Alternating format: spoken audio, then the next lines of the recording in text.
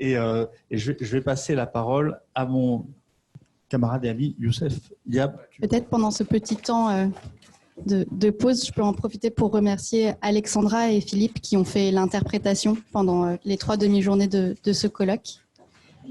Oui, et ça n'a pas toujours été facile parce que nous parlons vite et que les conditions techniques sont un peu acrobatiques. Donc merci beaucoup. Et merci également à Margot Dumonteil et à Simon Luc qui sont en permanence en train de veiller aussi au bon déroulement de cette conférence qui, comme vous le voyez, se déroule en des endroits multiples et sous des formes constamment renouvelées et acrobatiques. Youssef, à toi. Bien, alors, c'est avant-dernier temps de nos 3 demi-journées d'échange. Avec Sadi, on va essayer de faire une synthèse. Alors, on n'a pas calé nos interventions. On a essayé juste de réfléchir un peu sur ce que chacun de nous a retenu ou a trouvé de très pertinent, parce que quasiment tout était pertinent, mais une synthèse plus globale sera faite par Morgane, par Margot, décidément, par la suite, et qui sera partagée bien sûr avec tous les inscrits et tous les participants. Alors, premier point qui me semble important, c'est que finalement, lorsqu'on a commencé à réfléchir à cette collaboration entre la Ville de Paris, l'IEA et le IVP, on avait cette intuition de dire finalement, on a beaucoup de réflexions, beaucoup de travaux de recherche sur les questions de la résilience des thèses qu'on a pu mener aussi bien à l'IVP que dans d'autres établissements d'enseignement et de recherche. Mais souvent, ces réflexions ne tournaient pas assez vers l'action. Et en discutant avec nos collègues de la Ville de Paris qui étaient fortement impliqués dans ce projet, on a senti ce besoin d'aller plus vers l'action.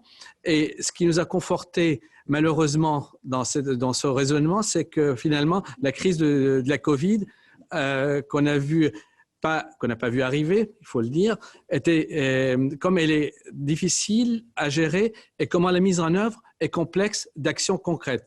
Si on considère et à juste titre que la ville de Paris a bien géré la crise, à un moment donné, on peut se poser la question en disant finalement, d'un point de vue de chercheur, est-ce qu'on pouvait apporter des réponses encore plus pertinentes pour aider les politiques et les services à avoir une réponse opérationnelle et efficace d'une manière plus pertinente. Alors du coup, finalement, cette approche collaborative qu'on veut dans le cadre de ce projet de chaire entre l'IEA et le IVP doit impliquer des entreprises, la société civile et bien sûr des villes. Et ça, à travers toutes les présentations qu'on a vues, on a vu les rôles de chacun et c'est la contribution qu'il peut avoir. Deuxième point important par rapport à ce préambule, par rapport à nos réflexions, c'est les questions de l'évaluation et de l'accompagnement.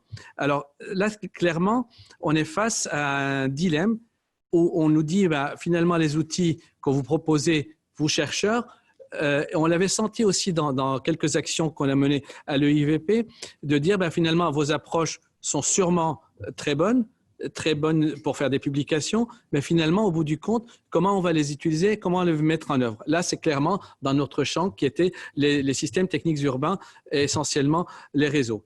Alors du coup, le dialogue avec les acteurs, les opérateurs et les décideurs était très important pour arriver à des approches bien sûr fiables, rassurantes et compréhensibles. Alors, aussi, ce qu'on a remarqué souvent dans la phase de préparation de ce séminaire, que souvent dans ce qu'on voit dans la littérature en ce moment, c'est des questions de comparaison. On a l'impression qu'il y a souvent des chercheurs qui travaillent beaucoup sur la comparaison des villes. On dit la qualité de vie de Copenhague est plus intéressante que Stockholm. Pour telle raison, on met des indicateurs.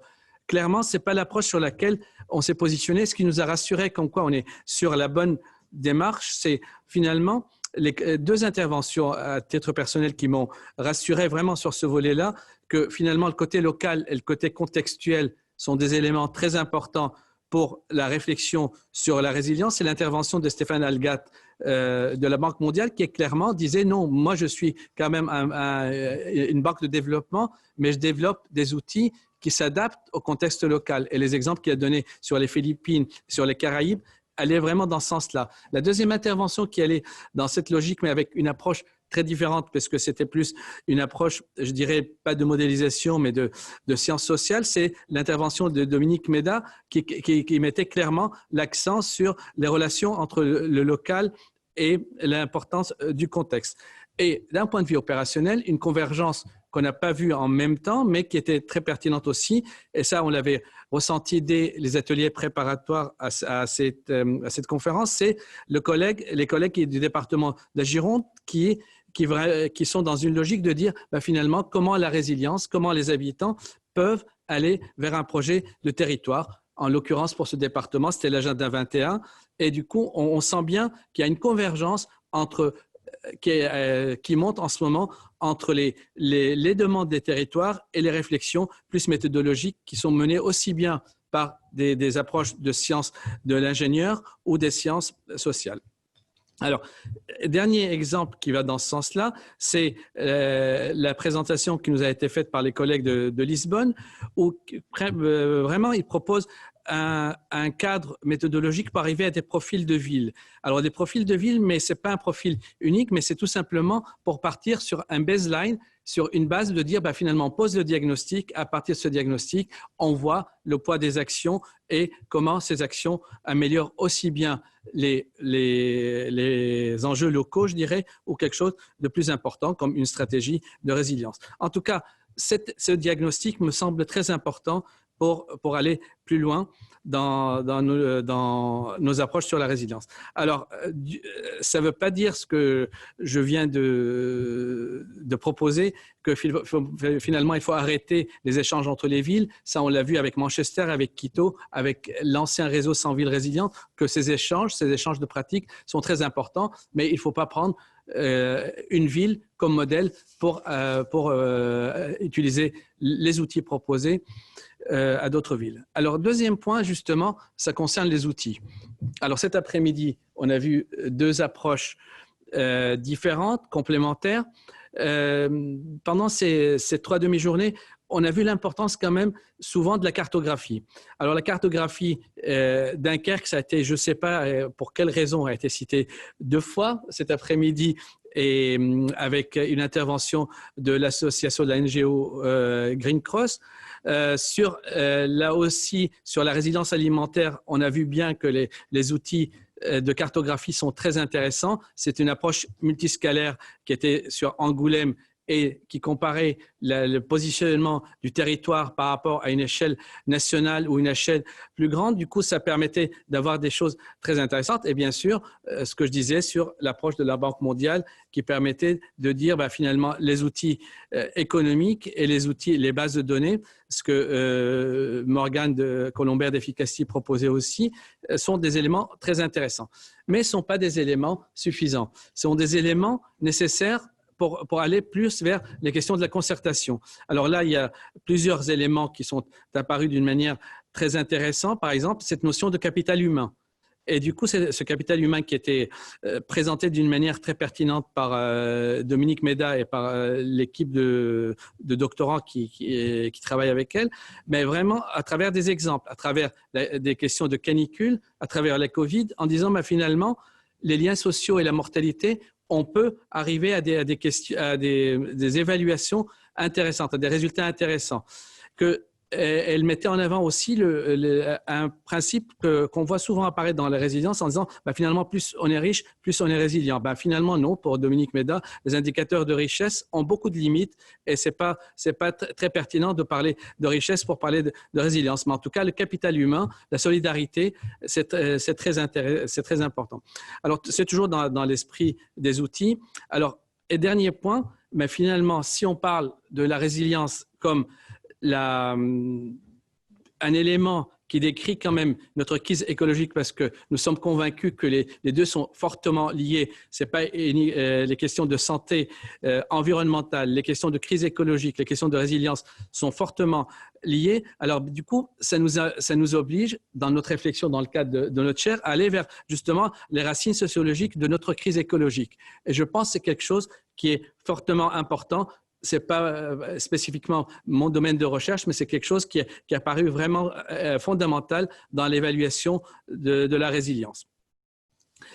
Alors, troisième mot-clé qui me semble important aussi, c'est les questions systémiques. Alors ça, c'est un terme qu'on utilise très régulièrement en disant finalement, la question de la résilience territoriale, c'est une question systémique, sans savoir ce qu'on peut mettre derrière le mot système. Si je prends par mon corpus de chercheurs qui vient du génie urbain, je peux dire finalement, les outils qui sont développés dans le génie industriel, je peux les utiliser pour les territoires.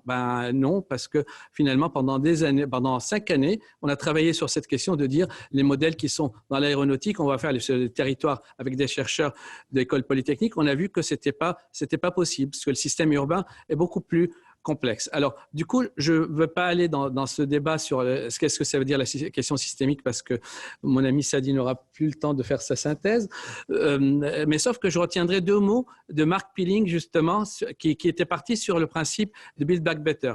Il disait, finalement, dans une question systémique, un risque peut amener à l'effondrement d'un système. Et le système qu'il a cité, c'était l'effondrement du système de santé anglais par rapport à la Covid. On voyait bien que le système n'a pas vraiment réussi à être robuste par rapport à l'afflux de malades et le système il a utilisé le terme collapse, clairement. Et deuxième chose, c'est quelque chose qui me parle le plus, ce sont les questions de l'effet domino ou l'effet cascade. Là, clairement, on le voit beaucoup dans la recherche sur le génie urbain, que finalement, comment un risque peut passer d'un système à l'autre. Bien sûr, là, on le voit bien, c'est des choses sur lesquelles Marc Villet travaille beaucoup, sur les questions de dire finalement l'inondation, son impact sur le système de transport, sur le système énergétique. Alors, du coup, avec cette petite parenthèse sur la question systémique, on voit bien qu'on est en train de partir un peu plus dans un discours qui n'est pas facilement utilisable d'une manière opérationnelle. Alors là aussi, on révise ces fondamentaux pour essayer de trouver des références auxquelles on se peut s'accrocher. Alors, du coup, je pouvais citer la complexité, ça me plaît beaucoup. Mais sauf que finalement, ce n'est pas la réponse qu'on peut avoir dans des dialogues qu'on peut avoir avec la ville de Nantes ou la ville de Paris pour la résilience. Alors du coup, il y a peut-être quelque chose qui a été cité, je n'ai pas réussi à savoir par qui ça a été cité, mais en tout cas, la simplexité. C'est-à-dire, c'est l'approche de Berthoz qui s'appuyait des approches plus des systèmes, je dirais, vivants, pour arriver à cette question d'apprentissage, de période critique, de rapidité d'action. La rapidité d'action, c'est un élément qui revient souvent dans les discussions, et c'était justement tout à l'heure dans la présentation de M. Tisserand. Alors,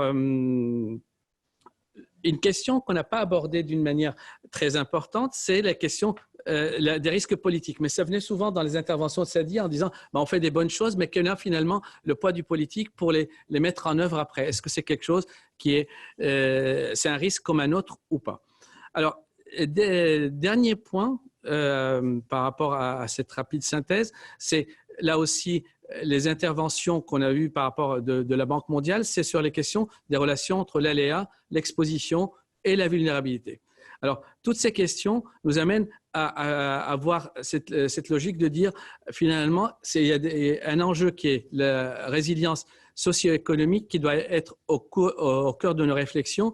Je ne fais que citer Stéphane Algat qui disait, finalement, être pauvre rend vulnérable, mais être vulnérable rend aussi pauvre. Alors, voilà, peut-être, je ne vais pas aller sur les questions de recherche qu'on a pu aborder, mais en tout cas, il y a énormément de sujets de thèse, de recherche qui pouvaient émerger pour les faire avec nos partenaires des villes. Et je terminerai par dire, finalement, ce que j'avais posé comme question tout à l'heure, c'est que cette question de résilience, il y a beaucoup de travail collaboratif sur les récits, sur la modélisation, sur l'inspiration de ce qu'on peut avoir des organismes vivants, et surtout, il faut écouter les signaux faibles qui apparaissent dans notre société pour aller plus loin vers nos réflexions qui doivent être bien sûr systémiques. Je te passe la parole. Merci beaucoup, Youssef. C'est un exercice difficile parce que ça a été très, très riche. Et en plus, ça complète le travail qu'on avait entamé lors de tout le cycle avec les 4 conférences et les 4 séminaires et 3 ateliers et qui, on l'espère, va se traduire par une chaire aussi qu'on est en train de monter et pour laquelle je vous appelle à nous contacter. Alors, cette conférence nous a rappelé, et le contexte, l'urgence de mettre en place des systèmes résilients, et c'est une urgence que la pandémie a rendu sensible à tous. Et cette pandémie nous a notamment montré que la globalisation rend toutes les crises majeures globales parce que nos systèmes sanitaires, sociaux, économiques et techniques sont maintenant tous interdépendants et que du coup, ça globalise toute crise de grande ampleur. Alors, en principe, en cas de crise ou de difficulté, les parties du système qui sont touchées sont aidées ou dépannées par le système lui-même localement, des parties intactes du système ou d'autres systèmes, par exemple l'aide alimentaire d'urgence. Mais dans un système globalisé, il n'y a plus d'autres systèmes. Vous voyez l'exemple des masques qui ont manqué. Les autres parties du système sont aussi touchées, donc moins susceptibles d'aider, et du coup, la résilience locale devient absolument nécessaire, et ça va bien dans le sens de ce que nous disait Serge Tisseron tout à l'heure, c'est que la résilience doit commencer au niveau local maintenant. Alors, on avait défini la résilience d'une manière très générale comme la capacité des territoires et de tous leurs acteurs à maintenir un état satisfaisant de fonctionnement par l'adaptation et la préparation aux chocs majeurs et stress chroniques auxquels ils sont ou seront potentiellement confrontés aujourd'hui et dans les décennies à venir. C'est-à-dire qu'on parle de résilience non seulement pour les crises, mais aussi pour les stress chroniques. Alors, ce qu'il faut voir, c'est que les propriétés systémiques, et la résilience est bien, on l'a vu, une propriété systémique. Ces propriétés systémiques ne sont pas des objets ni des produits, et donc elles s'évaluent mal. C'est-à-dire qu'elles ne se mesurent pas avec des indicateurs quantitatifs. Elles s'entretiennent plutôt comme des processus. Et comme nous l'a expliqué David Jacob-Polit de Quito, un système en bonne santé résiste beaucoup mieux au choc. Et un système en bonne santé, c'est un système où il y a peu d'inégalités, comme nous l'ont montré Dominique Méda, mais aussi nos collègues de la Banque mondiale, puisque vulnérabilité et pauvreté vont de pair. Donc plus un système, je dirais, moins il y a d'inégalités, plus le système a de chances d'être résilient. Et d'ailleurs, je note que la plupart des infrastructures, en particulier les infrastructures du système social, sont souvent maintenues par des travailleurs qui sont peu favorisés, mal considérés, comme on le disait tout à l'heure, Serge le disait tout à l'heure, ou mal payés. Et c'est sans doute pas très judicieux de faire reposer les infrastructures essentielles d'un pays ou d'un territoire sur des gens qui sont fragiles quand on approche la zone de turbulence dans laquelle nous sommes et où tout va reposer sur eux. Je pense qu'on a commencé à en prendre conscience lors de cette crise. Alors, il y a quand même des propriétés qui caractérisent les systèmes résilients, une redondance des mécanismes de fonctionnement, on en a parlé, l'existence de mécanismes vicariants, l'existence de forces d'intervention polyvalentes, des unités de réparation comme les hôpitaux, des réseaux de communication robustes, une capacité de mémoire et d'apprentissage, on en parlait encore à l'instant, des organes de représentation de l'environnement, des processus d'anticipation, de contrôle et de l'action, des outils de coordination, tout ça on en a parlé durant ces 3 jours, mais aussi on en a parlé lors des conférences, des séminaires préparatoires. Et il faut aussi des outils de coordination et des systèmes de valeurs, des systèmes de valeurs qui maintiennent un désir de survie et des buts. Alors, l'évaluation de la résilience, c'est d'abord la vérification de la présence de ces mécanismes qui sont nécessaires au maintien et à la transformation du système. Et un système est d'autant plus résilient qu'il a à la fois des capacités de résistance, d'adaptation et de transformation. Et du coup, l'indicateur est un peu comme un tableau de bord au moment de la checklist du pilote au décollage, quelque chose qui signale que d'abord le processus est présent, que ce soit un processus de vicariance, d'intervention, de mémoire, etc., et ensuite que le processus est bien opérationnel et que son niveau de préparation est correct. Est-ce qu'il y a du liquide de frein? Est-ce que la batterie est pleine? Est-ce que le moral des pompiers ou des soignants est bon? Et nos intervenants, et par exemple cet après-midi, ont montré qu'on pouvait évaluer cet état de préparation avec 3 niveaux inexistants, partiels ou avancés, comme dans le système qui nous a été présenté tout à l'heure. La résistance, donc, je l'ai dit, est une propriété systémique qui est alimentée par des processus et des structures pérennes qui vont adresser les stress chroniques d'une part et qui vont monter en régime en cas de crise. C'est une évidence, mais ça pose un problème pour l'action et pour nos organisations. Et ce problème, c'est d'abord un certain abandon de la gestion par projet pour aller vers la gestion par processus, et c'est quelque chose qui est apparu au cours de ces 3 journées. Depuis quelques décennies, l'approche cartésienne a triomphé dans les organisations, c'est-à-dire qu'on découpe les enjeux en problèmes spécifiques et on les adresse par des projets. Ça a plein d'avantages, la gestion par projet. Malheureusement, le découpage perd la dimension systémique et on a vu que la résilience est une propriété systémique. Il est impossible de faire des projets quand la cible est mouvante. Or, c'est précisément ce que nous ont montré, par exemple, l'intervention de Marc Pelling, c'est que la résilience, c'est de gérer des cibles mouvantes. Et donc, il faut revenir des projets au processus et des processus robustes, comme nous l'a montré Cathy Oldham. Sans doute avec des services spécialisés qui font du suivi de long terme pour s'adapter aux situations et gérer les stress chroniques avec des politiques de long terme qui sont déjà en place quand les crises surviennent. Bref, ça veut dire renoncer au confort de la gestion par projet, qui fait joli, qui limite les dépenses en apparence, mais il faut revenir à la logique fondamentale des organisations, c'est-à-dire organiser, et donc oser également surdimensionner les infrastructures et les systèmes de support à la coopération, à la coordination, à la solidarité. Et ça, comme le disait Julie Chabot, ça veut dire que pour transformer le système, il faut d'abord se transformer soi-même. Alors ça, c'est coûteux, c'est risqué, et ça nécessite du courage politique. Et je peux le dire maintenant après les élections, en fait, le courage politique, chers amis, ça paye. Regardez par exemple la réélection d'Anne Hidalgo, prendre des mesures qui sont parfois impopulaires, maintenant les citoyens qui ont compris l'urgence finalement votent pour. Et donc, si vous voulez, il faut voir que l'évaluation de la résistance doit aller au-delà du suivi des indicateurs pour les processus existants, examiner si les processus eux-mêmes doivent être améliorés et comment. Et c'est au niveau de la gouvernance, au-dessus du niveau organisationnel, que se prennent les décisions de fonctionnement et de déclenchement des mécanismes de maintien et de transformation. Et c'est pour ça que je me réjouis qu'il y ait autant dans notre assistance de gens qui sont des élus et des membres de collectivités locales, parce que c'est à eux de prendre les décisions qui sont nécessaires pour la création, la suppression ou la transformation de ces mécanismes. Un indicateur de bonne gouvernance, c'est la présence précisément de mécanismes qui concernent les capacités d'analyse et de prise de décision sur ces aspects, la gestion des indicateurs, le contrôle interne, la créativité, la vision, l'orientation, et c'est des choses que nous avons discutées encore cet après-midi. Alors concrètement, que nous ont appris les interventions du colloque en matière d'évaluation? On a entendu des chercheurs, des experts qui gèrent depuis longtemps pour des municipalités importantes, à Paris, à Nantes, en Greater Manchester, à Quito, à Lisbonne, etc. Et en fait, ils ont essayé pratiquement toute la panoplie des systèmes d'indicateurs disponibles, et il y en a des centaines. Et qu'est-ce qu'ils nous disent, ces spécialistes? Ils nous disent que la solution n'est pas seulement dans les batteries d'indicateurs. Les indicateurs ne sont pas inutiles, mais il faut d'abord promouvoir la communication et la discussion entre les parties prenantes, partager l'expérience entre les villes et les territoires, mettre en place des instruments qui impliquent les populations et les parties prenantes dans le diagnostic et dans le suivi. C'est la coopération et le partage qui sont les ressources essentielles en cas de crise, et ce sont elles qu'il faut entretenir. Je note par ailleurs qu'il y a un recours de plus en plus fréquent aux indicateurs qualitatifs et aux checklists, loin du fétichisme des indicateurs chiffrés qui a été la mode en fait, on va dire au siècle dernier.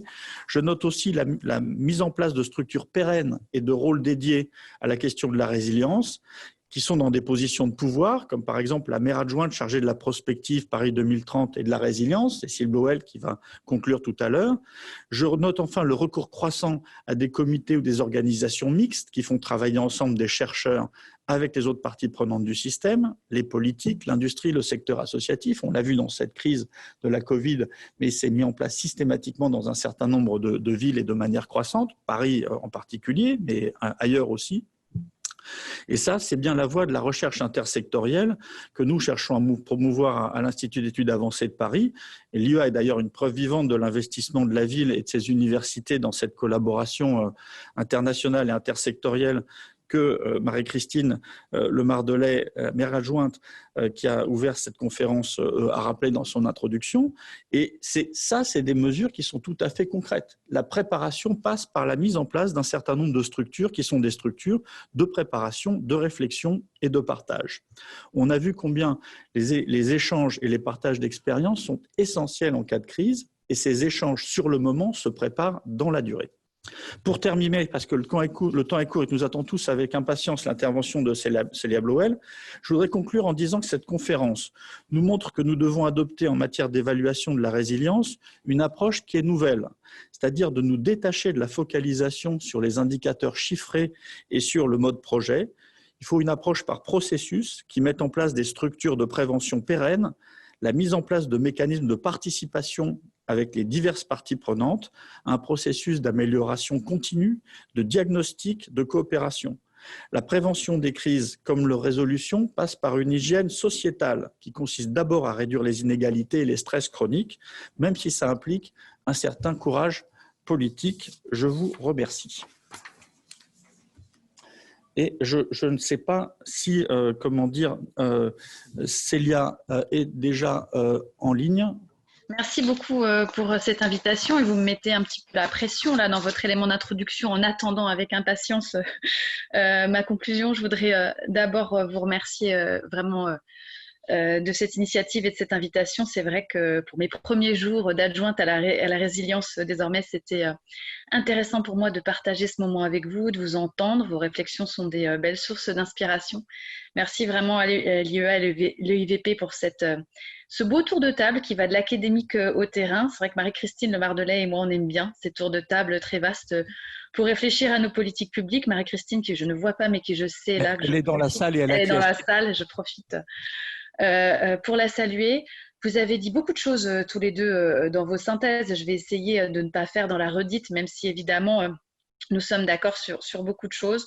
Vous l'avez dit, vous l'avez certainement dit pendant ces 3 derniers jours, on sort d'une crise inédite qui malheureusement confirme la nécessité de encore plus avancer sur nos réflexions collectives sur le sujet de la crise, mais aussi de la résilience. Plus globalement, pour nous qui sommes élus depuis 2014, au-delà même de la crise de la Covid, depuis 2014, Paris a vécu une période extrêmement enthousiasmante de transformation de la ville, de défis que nous avons relevés, mais enfin, on a aussi traversé une période de crise successive, frappée de plein fouet par le terrorisme en 2015. Nous avons touché du doigt les impacts du dérèglement climatique avec des canicules et des vagues de chaleur extrêmes depuis 6 ans. Nous avons aussi touché du doigt ce que pourrait être une vraie crise sociale et démocratique avec la crise des Gilets jaunes. Et c'est pour ça qu'avec la maire de Paris, nous avons décidé de créer, elle a décidé de créer cette délégation à la résilience et à la prospective 2030 pour justement accélérer, affiner nos réflexions sur ces sujets-là qui étaient déjà bien présents au sein de la ville, vous l'avez dit. Dès 2015, on a posé les jalons d'une réflexion sur la résilience. Le sujet de la pandémie avait même été soulevé en 2017, mais peut-être de manière très légère. On n'y croyait pas trop, il faut bien le dire.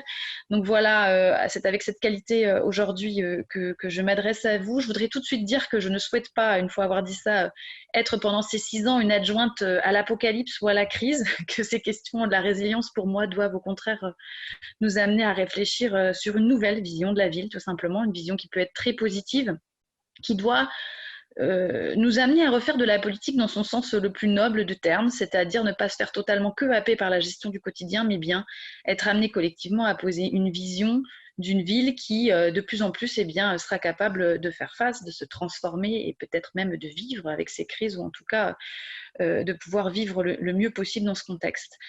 Je vais rejoindre ce que vous avez globalement dit en disant que mon job à moi aujourd'hui, c'est d'abord de travailler à l'anticipation, à l'analyse. On avait déjà fait un premier tour de table, mais nous avons besoin vraiment de refaire un nouveau tour d'horizon de tout ce qui peut toucher Paris. C'est de l'ordre de la crise, vous l'avez dit.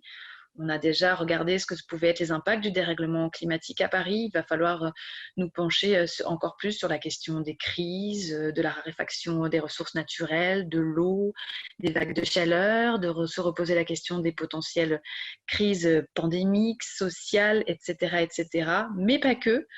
Il va falloir aussi faire un tour d'horizon encore plus global de ce que vous appelez, et moi aussi d'ailleurs, des éléments de stress qui peuvent peser sur la ville. On en a déjà certains qu'on connaît, les questions effectivement de pollution de l'air, la question d'approvisionnement alimentaire qui ont pris une connotation nouvelle avec la Covid, la question d'approvisionnement énergétique, tout ce qui peut à un moment être sous tension et poser des soucis, mais aussi tout ce qui relève des éléments de cohésion sociale. Ou encore, je me penchais encore ce matin sur ce que va être les mouvements de population et les évolutions démographiques dans les décennies à venir. Ce tour d'horizon-là, extrêmement exhaustif, va être extrêmement important dans les années qui viennent pour passer à l'étape suivante, qui est vraiment celui, et vous avez dit ce mot à plusieurs reprises, de l'action, de la transformation et d'une accélération, à mon avis, de la transformation de la ville, qui va prendre au moins trois piliers d'action. Je dis trois aujourd'hui parce que si ça se trouve, avec nos réflexions, on va aller plus loin. Le premier, c'est celui de la gestion de la crise en tant que telle. Je vais moi aussi me faire écho, notamment à l'intervention précédente sur la nécessité de se former à la crise. Nous avons ces dernières années simulé, joué des crises, comme on dit. Je crois qu'à Paris, on n'a pas peur de parler de la crise et du coup, on a beaucoup travaillé là-dessus, mais il va falloir aller encore plus loin dans les simulations, notamment travailler à la simulation de la superposition des crises, sujet qu'on n'avait pas jusque-là beaucoup regardé. Il y a un sujet, moi, qui m'a beaucoup interpellée pendant cette crise de la Covid, c'est je suis encore pour quelques jours présidente d'Eau de Paris, donc responsable de l'approvisionnement en eau à Paris. Avec la crise de la Covid, eh bien, nous avions des frontières fermées, ce qui a eu un impact considérable sur des chantiers, sur des éléments structurants de l'approvisionnement en eau des Parisiens. On aurait pu craindre, fort heureusement ce n'est pas le cas, qu'avec un trop grand retard de chantier à cause de la crise sanitaire, auquel se serait additionné une forte période de canicule à Paris, eh bien, nous aurions pu avoir une rupture dans l'approvisionnement de la capitale. Ça va très vite, cet effet domino, et il nous faut maintenant regarder ces choses-là de plus près. Non seulement simuler, jouer, mais se préparer et mieux former. Notre administration y est de plus en plus prête, former aussi les élus. C'est un des objectifs de ce début de mandat, parce qu'on s'est rendu compte pour certains d'entre nous que face à la crise, on était sur le pont, on a fait notre travail, mais souvent dans un apprentissage accéléré sur le pont. Donc il y a vraiment ce sujet-là, la crise, en parler, se former et anticiper tout ce qui peut y avoir. Neuvième pilier d'action, ce sera bien évidemment trouver des solutions très concrètes pour transformer et poser des solutions en matière de politique publique. Il y a là-dedans, bien évidemment, un sujet de transformation urbaine extrêmement important. La crise, c'est comment on y fait face, mais surtout aussi, dans une certaine mesure, comment on ne reconstruit pas à l'identique pour préparer la ville aux aléas et les prendre de manière moins violente à chaque fois. La crise de la Covid a fait émerger notamment la question de l'espace disponible à Paris, de la nécessité d'avoir beaucoup plus d'espace vert, d'espace de respiration, et nous engage à aller encore plus vite dans un certain nombre de politiques publiques. Mais il va falloir bien évidemment se poser la question des réseaux structurants de Paris, la question de l'approvisionnement alimentaire, je l'ai dit, etc., etc. Nous avons beaucoup de choses à inventer pour travailler sur nos dépendances et surtout, à mon sens, totalement rompre maintenant avec les logiques de société et de construction de la ville héritées des années 50. Et puis, troisième dimension importante à mon sens, vous l'avez dit aussi, c'est la dimension, alors comment l'appeler, citoyenne, communautaire. Moi, j'aime beaucoup le mot de communauté. C'est une conviction profonde et ancienne chez moi que les Parisiens, les Parisiennes ont un rôle extrêmement important à jouer dans cette dynamique de la résilience.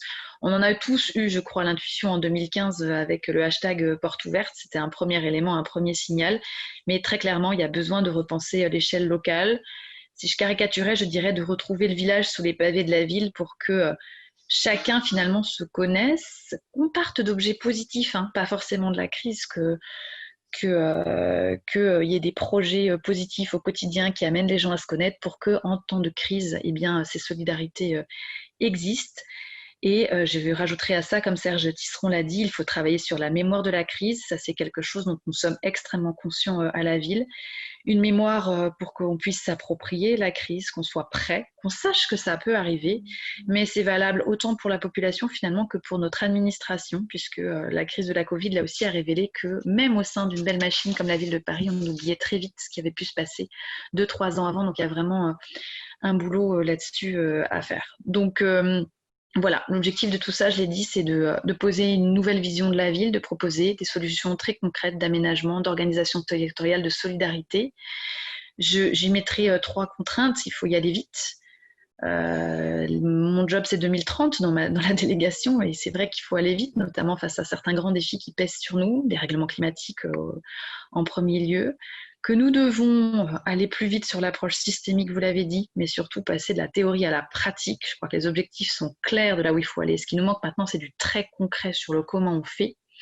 Et penser évidemment tout ça avec une dimension de solidarité très forte, solidarité au sein de notre ville, mais aussi une solidarité entre territoires, entre villes, mais pas que. Je crois que la dimension urbain-rural va avoir beaucoup d'impact aussi dans cette recherche de la solidarité. Donc voilà, je crois que j'intervenais ce soir moins pour faire une autre synthèse que vous avez très bien fait que pour plutôt vous poser ce challenge collectivement à toutes et tous, parce qu'évidemment ce n'est pas un job que je vais faire seule, c'est le job de l'équipe d'Anne Hidalgo, mais c'est aussi un job extrêmement collectif que nous devons partager avec toutes les expertises, avec aussi la nécessité chacun de nous ouvrir à plein d'autres acteurs pour aller réfléchir, piquer aussi, pomper les bonnes idées et les bonnes réflexions. Nous avons non pas un mandat, parce que ce serait beaucoup trop long, mais je dirais que nous avons là maintenant 2 ans d'émulation collective à générer pour vraiment poser ces éléments d'analyse, de diagnostic, de prospective pour avancer sur ces sujets, avec très probablement un premier temps d'étape que je vous proposerai de participer dès l'année prochaine pour travailler sur ces sujets-là. Et en tout cas, c'est à mon sens, ces sujets de résilience, et vous l'avez redit avec vos mots pendant ces 3 jours, extrêmement enthousiasmant d'y réfléchir, sans doute toujours un peu vertigineux parce que ça demande de se réinventer. On part souvent de page blanche finalement pour jalonner ces nouveaux systèmes de pensée et de politique publique, mais en tout cas qui donnent vraiment très envie d'y travailler pour se bâtir des villes, des territoires, des sociétés beaucoup plus résilientes et inclusives qui soient à la hauteur de ces grands enjeux du XXIe siècle. Merci beaucoup à vous pour ces 3 jours de réflexion, et il n'y a plus qu'à, il y a encore beaucoup de travail, et j'espère bien que nous allons avancer tous ensemble sur ces sujets-là dans les mois et les années qui viennent. Merci. Oui, donc je te remercie d'avoir clôturé, et je disais que les chercheurs sont manifestement prêts à s'y mettre, parce que même si c'est angoissant, c'est intellectuellement excitant, et le nombre de participants à tout cet exercice et l'enthousiasme qu'ils ont montré à contribuer et à apporter, à échanger de manière très très ouverte et d'une manière, je dirais, pas toujours politiquement correcte et vraiment franche dans leurs échanges avec les experts et les élus, montre qu'on va peut-être réussir à s'en sortir avec un peu de bonne volonté. Je suis pessimiste de nature, mais moi ça me donne plutôt du courage de voir qu'en tout cas on s'y met tous ensemble, et il n'est pas du tout impossible qu'on y arrive. Voilà. Moi, optimiste de nature, donc on devrait y arriver. Très bien.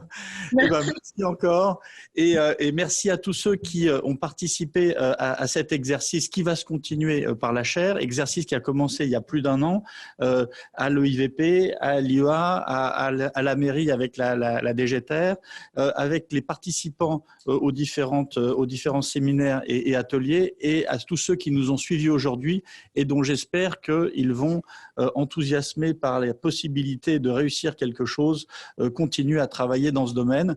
Nous allons continuer à enrichir le site en mettant en ligne évidemment les résultats de tous ces travaux, les bibliographies qui ont été partagées et que nous allons mettre en ligne, les abstracts des différents séminaires qui y sont déjà, les vidéos de cette conférence, et ça vous servira avec la chaire de points de rencontre et d'échanges pour contribuer à cette intelligence collective qui sera indispensable non seulement pour résoudre les crises, mais pour changer le monde vers quelque chose de plus durable et de vivable.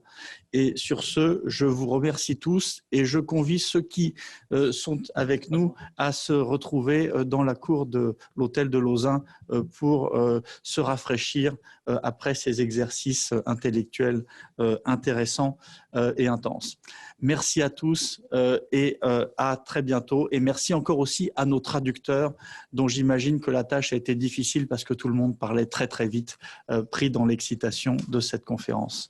Merci encore et à très bientôt. Particulièrement Margot qui s'est beaucoup activée pour organiser tout ça. On s'en rend pas compte, mais c'est des dizaines et des dizaines d'heures et jusqu'à la dernière seconde. Donc je voulais quand même lui rendre hommage parce que je peux témoigner de cet investissement de long terme et jusqu'à la dernière seconde. Donc merci beaucoup.